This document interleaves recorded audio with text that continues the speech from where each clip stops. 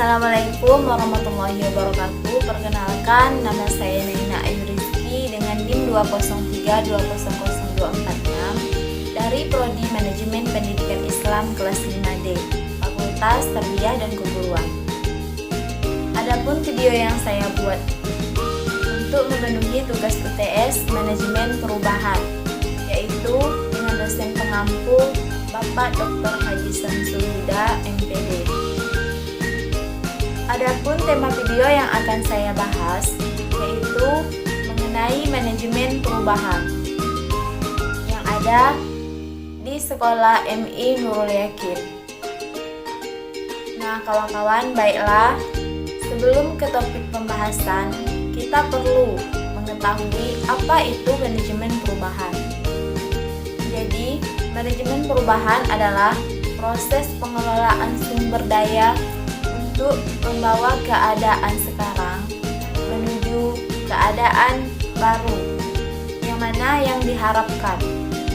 Nah, sedangkan manajemen perubahan sekolah adalah proses pengelolaan sumber daya sekolah untuk membawa keadaan suatu sekolah sekarang ke kondisi yang diharapkan. Nah, berikutnya yaitu mengenai fungsi dari manajemen. Yang pertama, meningkatkan kemungkinan untuk memenuhi tujuan dari sekolah. Yang kedua, membantu sekolah untuk tetap sesuai dengan jadwal. Dan yang ketiga yaitu memungkinkan sekolah tersebut untuk tetap pada anggaran.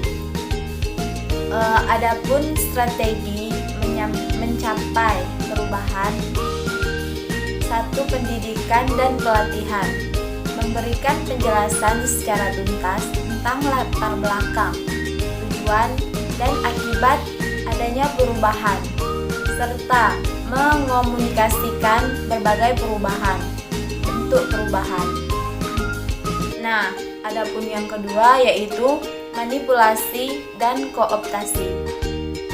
Manipulasi adalah menutupi kondisi yang sesungguhnya, misalnya menelintir atau twisting fakta agar tampak lebih menarik, tidak mengutarakan hal yang negatif dan sebagainya. Kooptasi dilakukan dengan cara memberikan kedudukan penting kepada pimpinan penentang perubahan dalam mengambil keputusan. Nah, teknik ini digunakan bila taktik lain tidak akan berhasil atau mahal. Yang ketiga yaitu negosiasi dan persetujuan, yaitu membangun inisiatif perubahan dengan bersedia menyesuaikan perubahan dengan kebutuhan dan kepentingan para penolak aktif atau potensial. Cara ini bisa dilakukan jika penentang mempunyai kekuatan yang cukup besar. Nah, yang keempat yaitu paksaan. Berikan ancaman dan jatuhkan hukuman bagi siapapun yang menentang dilakukannya perubahan. Bila kecepatan adalah esensial dan inisiator perubahan mempunyai kekuasaan cukup besar.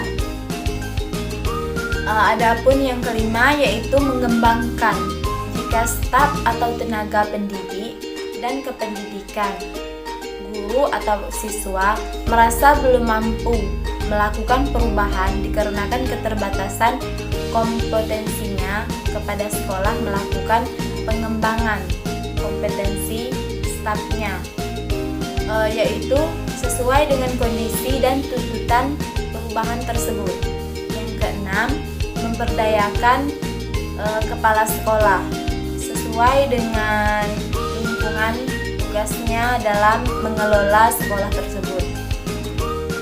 Dapat memberdayakan stafnya atau memperkerjakan stafnya dengan struktur organisasi dan tupoksinya dalam merespon perubahan yang terkait dengan tugas lembaga.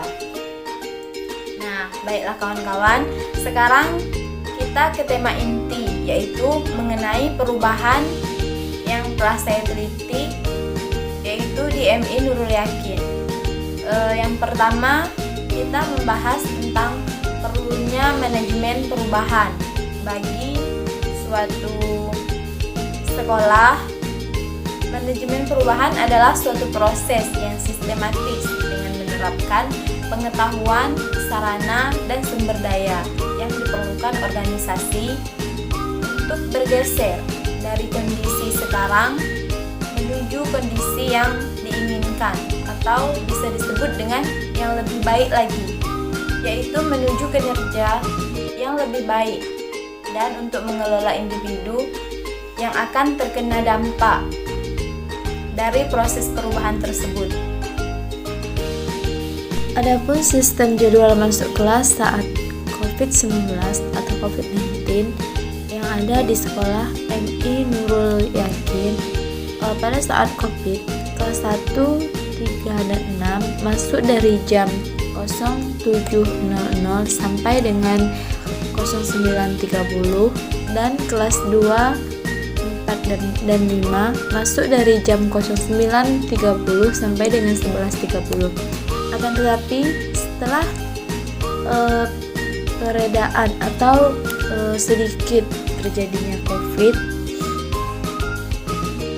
maka diubahlah jadwal itu menjadi dari kelas 1 sampai kelas 5 menjadi jam 7.00 sampai dengan 11.30, dan kelas 6 tetap dari 07.00 sampai dengan 12.06, dikarenakan kelas 6 diprioritaskan karena ia adalah akhir dari pembelajarannya. Baiklah, saya kira cukup sampai di sini penjelasan dari saya. Saya akhiri, wassalamualaikum warahmatullahi wabarakatuh.